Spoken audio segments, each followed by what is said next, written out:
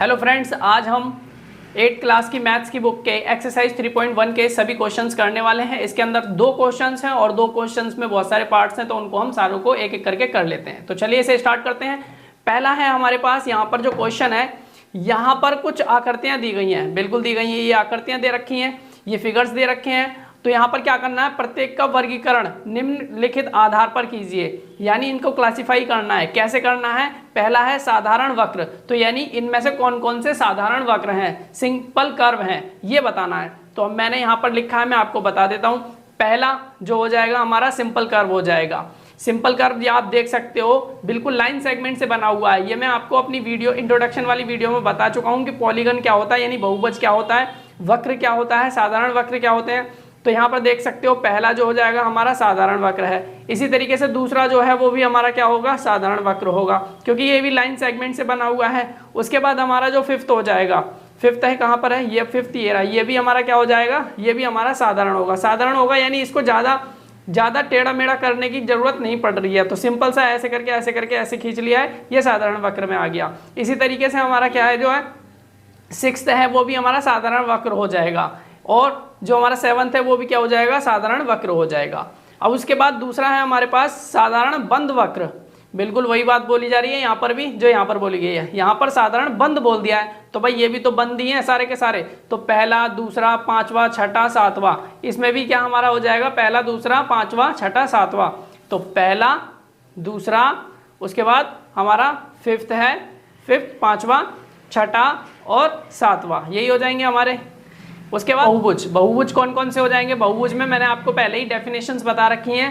बहुभुज की जो डेफिनेशन है हिंदी में क्या है, हिंदी में कहेंगे केवल रेखाखंडों से बना सरल बंद वक्र को ही हम बहुभुज कहते हैं। देखो यहाँ भी लिखा हुआ है, केवल रेखाखंडों से बना सरल बंद वक्र को बहुभुज कहते हैं। इंग्लिश में भी मैंने आपको बता रखा है, a simple closed curve made up of only line segments. अपनी वीडियो में मैंने एक वीडियो में इंट्रोडक्शन वाली जो इसकी वीडियो उसमें बता रखा है, आप वहाँ देख सकते हो, वहाँ से सीख सकते हो, इसको याद कर सकते हो। तो हमारा जो तीसरे का आंसर हो जाएगा वो क्या हो जाएगा, तीसरे का आंसर होगा पहला और दूसरा। देखो ये और ये, यही तो हैं जो सिर्फ लाइन सेगमेंट से बने हुए हैं, कोई और तो है ही नहीं जो लाइन सेगमेंट से बना हुआ होगा। तो लाइन सेगमेंट्स मतलब केवल रेखाखंडों से बना हुआ। ये क्या है, लाइन सेगमेंट से रेखाखंड है इसके, ठीक। तो ये दोनों हो जाएगा। तो सी का आंसर क्या होगा, फर्स्ट और सेकेंड। तो डी का क्या हो जाएगा, उत्तल बहुभुज। अब उत्तल बहुभुज की मैंने आपको डेफिनेशन बता रखी है कि उत्तल बहुभुज क्या होते हैं। तो यहाँ पर उत्तल बहुभुज जो हो जाएगा हमारा, वो कौन सा हो जाएगा, वो होगा हमारा सेकंड।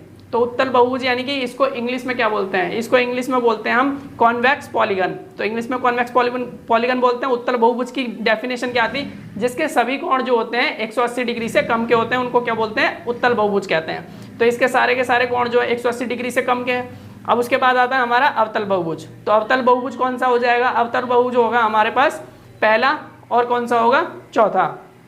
तो पहला और चौथा कैसे हो जाएगा, क्योंकि अवतल बहुभुज जो होते हैं वो क्या होते हैं, जिसका एक कोण 180 डिग्री से ज्यादा का होगा, वो क्या कहलाएगा, कॉनकेव पॉलीगन कहलाएगा। ये कॉन्वेक्स, ये कॉनकेव, यानी अवतल बहुभुज को कॉनकेव पॉलीगन। तो इस यहाँ देख सकते हो, इसका एक कोण जो होगा वो कितना होगा, 180 से ज्यादा हो जाएगा। ये वाला जो कोण होगा वो 180 से ज्यादा होगा, क्योंकि एक लाइन पर बनने वाला जो कोण 180 का होता है, लेकिन यहाँ तो लाइन क्या है, बढ़ा दी, यहाँ से ऐसे न करके ऐसे कर दी ना, ऐसे, तो ये कोण बढ़ गया, तो इसका मतलब 180 से ज्यादा हो गया। तो एक कोण इसका 180 से ज्यादा, ये क्या हो जाएगा, अवतल बहुभुज हो जाएगा। इसी तरीके से चौथा जो है वो भी हमारा क्या हो जाएगा, एक अवतल बहुभुज हो जाएगा। अब हम नेक्स्ट क्वेश्चन करते हैं। हमारे पास नेक्स्ट क्वेश्चन है समबाहुभुज क्या है, समबाहुभुज क्या है। लेकिन यहाँ पर क्वेश्चन में आगे दिया गया है, एक समबाहुभुज का नाम बताइए जिसमें, तो क्वेश्चन पूरा ये है, समबाहुभुज क्या है, एक समबाहुभुज का नाम बताइए जिसमें 3 भुजाएं हों। तो ऐसा समबाहुभुज बताना है जिसकी 3 भुजाएं हों, उसको क्या बोलते हैं, तो उसको हम बोलते हैं समबाहु त्रिभुज। समबाहु त्रिभुज मतलब इक्विलैटरल ट्रायंगल। समबाहु त्रिभुज का मतलब हो गया जिसकी सभी भुजाएं, ऐसा त्रिभुज जिसकी सभी भुजाएं बराबर माप की होती हैं, तो उसको हम बोलते हैं समबाहु त्रिभुज। जिसकी सभी साइड्स यानी भुजाएं बराबर माप की होती हैं, यानी एक साइड 2 सेंटीमीटर है तो बाकी दूसरी दोनों साइड्स भी 2-2 सेंटीमीटर की ही होंगी, तो उसको हम समबाहु त्रिभुज यानी इक्विलैटरल ट्रायंगल कहेंगे। नेक्स्ट है हमारे पास 4 भुजाएं, जिसकी 4 भुजाएं होंगी, उस समबाहुभुज को हम क्या कहेंगे, तो 4 भुजाओं वाले समबाहुभुज को हम क्या कहते हैं, वर्ग कहते हैं। तो वो क्या हो जाएगा, वर्ग, यानी वर्ग की सारी भुजाएं तो जो होती हैं वो क्या होती हैं, बराबर होती हैं, यानी समान होती हैं। तो 4 भुजाएं जिसकी सभी समान होंगी वो क्या हो जाएगा, वर्ग यानी स्क्वायर हो जाएगा।